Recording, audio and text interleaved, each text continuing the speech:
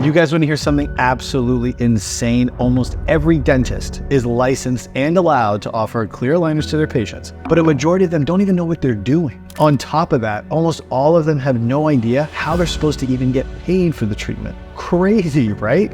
Well, for those of you who don't know me, I am Dr. Avi Patel. I'm a dentist and I'm the leading clear aligner educator on social media. I've taught over 180 dentists how to implement aligners into their practice through our education platform, Clear Aligner Advisor, and they have then gone on to generate over $9 million in revenue from aligners alone. I myself personally have done hundreds of cases, and I am just sharing my knowledge with you so that you can also be successful with this procedure if you choose to do so. In addition to that, I have consulted with the top aligner providers in the country and have gathered their strategies on how they leverage dental insurances to work in theirs and their patients' favor. I give credit to Dr. Galler for a webinar he gave on this matter, and I just wanted to distill it down and share pieces of it with you today. So bear with me, I'm just going to read this quick disclaimer so that we're all on the same page. Viewers are responsible for legal and regulatory compliance related to any insurance, state, federal plans. This is just advice and by no means is an end-all be-all. This is just what has worked for top providers, and so I'm sharing the strategies with you so that you're aware of what is working. Thanks. My goal with this training is to leave you feeling more knowledgeable and confident when dealing with dental insurance and how to maximize it for both you and your patients while providing aligner therapy.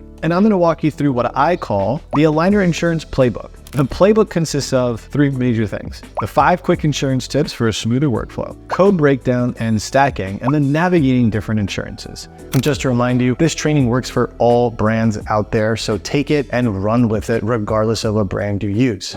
So the 5 key pieces of information that you need to know and gather are the following. The first is just knowing the insurance code to use is going to be D8090. The next thing is in-network allowance. So an in-network allowance basically just means that 50% of dentists choose to charge more and 50% of dentists choose to charge less than whatever that in-network allowance amount is. Now, this number will probably be very low, and it's pretty unfair and annoying at how outdated these are because everything has gone up in price except for dental reimbursement rates. The next thing, adult orthodontic coverage. This is very key to know because it's going to tell you how much they are willing to pay in terms of percentage. And so for some plans, let's say they'll say they pay 50% and then the patient owes the rest. Then you want to look at the ortho maximum. So identify if there's some type of maximum payout that they will even pay. Sometimes this is only $1,000. Then you need to see if there's an age limit to this benefit. So taking all that into account, let's walk through an example of this in action.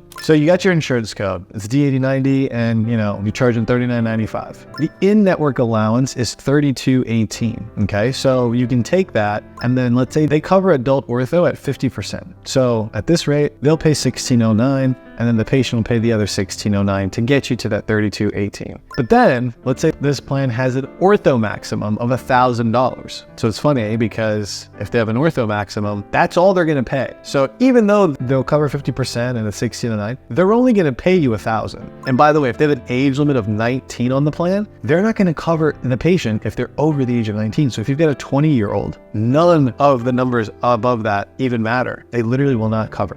That being said, you need to know these 5 key pieces of information because your patient may think that they have ortho coverage, but unless you know the details of their plan and what their plan is willing to cover, they may not actually have any coverage. So it's on your team to know this ahead of time. Another key question to ask is, what is the ortho maximum and was it ever used? Because if the ortho max has already been maxed out at a previous office or at a different point, there's nothing left. So your office will get nothing. So it's always important to find that out. Now, always have your team do an ortho breakdown before patients come in and have them do it at the end of the day for every patient that is coming in the following day. This way you guys are all prepared.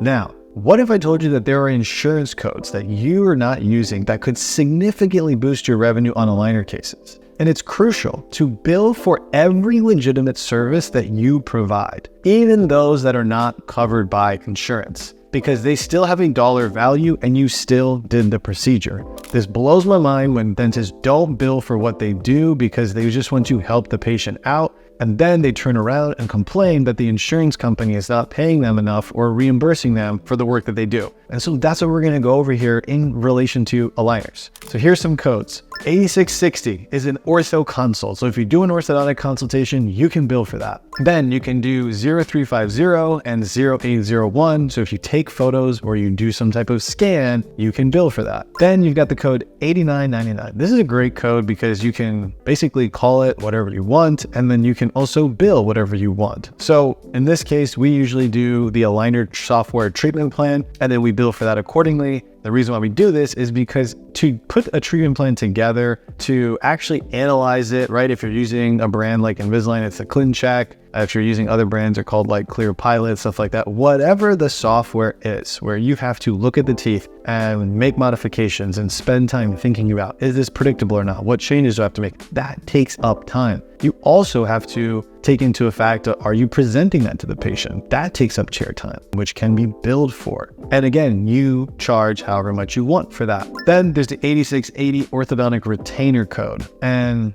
you can bill this out, but just make sure that based on the insurance plan that it's not already included in the D8090 code. And all it will tell you on the EOB is that the retention is included in 8090. If it's not included, use that code. So doctor that I worked with, Dr. Kim, was new to offering aligners, probably like you because you're watching this video, and they weren't really familiar with all the codes. So after a few sessions, I helped her identify several billable items that she was providing for free, like detailed treatment planning, review, and additional scans. And so by stacking these codes effectively, she increased her aligner revenue by 30% without changing a single aspect of her clinical workflow. She was already doing this stuff. She just was not billing for it. So that is how much of a difference it can make. So insurance companies play by their own rules, but that doesn't mean you can't win the game. Here's how to navigate the maze of different insurers for maximum payout.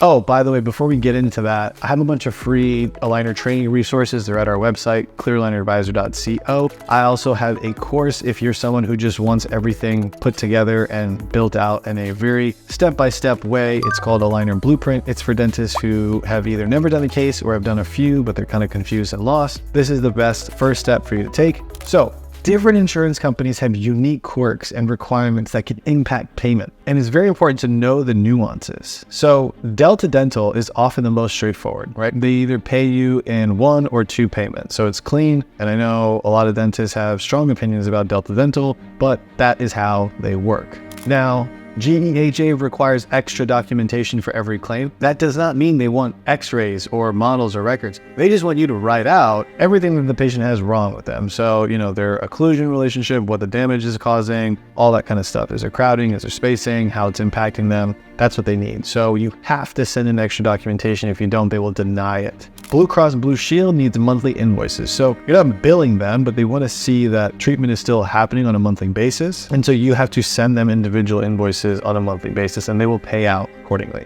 Then you've got your Aetna, MetLife, Cigna, United, Concordia, and these guys prefer monthly or quarterly payments. And basically for this, you just want to ensure that you're setting a 24-month duration for maximum reimbursement. First, I want to tell you about Dr. Harris. So Dr. Harris was losing patients with their insurance payments, and they never seemed to come through, right? That's just like, hey, where is the money coming from? Insurance is not paying. After a deep dive into his processes, we identified that his team wasn't aware of the specific invoicing requirements of Blue Cross Blue Shield and Aetna. And so by adjusting his billing practices and using some of those key tools we were talking about, like submitting monthly invoices for Blue Cross Blue Shield and setting a realistic, 18 to 24 month treatment duration for Aetna, he saw a huge improvement in timely and full payments. Now, before I dive into some quick tips on how to navigate these insurances, I want to ask you to please share this video with a dental colleague. Too many of us are clueless, especially when it comes to insurance. And my intention with this video was to help spread some awareness and some insights on how to play and win the insurance game. And so by you sharing this in your favorite dental Facebook group or the dental group chat with all your buddies in it, it goes a long way of supporting me so I can make more of these videos for you.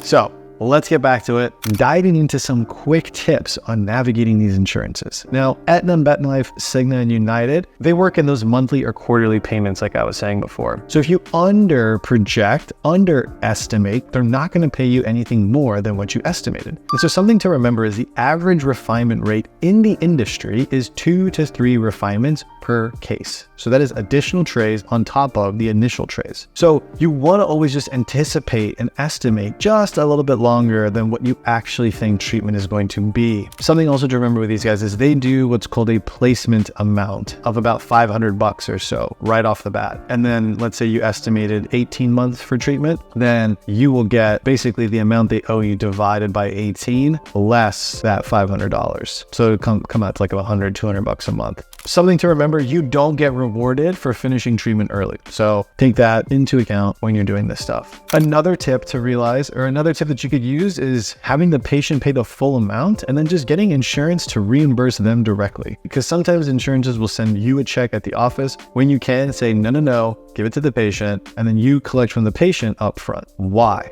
Let's say the patient quits their job in 6 months, right? They started treatment with you, they quit their job in 6 months, and they lose their insurance. So the insurance is going to stop paying you. Then you have to balance bill the patient for the remaining amount on top of what they already owe you. This is not a good situation to be in because you're going to chase them down and you're going to ask them for money. And then so it's just a whole headache, and just like avoid it by just getting the patients to pay up front and then just let them know, hey, insurance will pay you. You will get a check in the mail so long as you have that insurance. This way, if you ever quit your job or you lose the insurance, we don't have to chase you for the money that you are responsible for. That's it. Simple conversation, and you have that at the beginning of the treatment. So now that you know how to play the insurance game, you need to watch this video that I made right here. I talk about how you can have $100,000 day just doing aligners. Sounds crazy, I know, but I walk you through step by step exactly how to do it. So go check it out. I'll see you in there.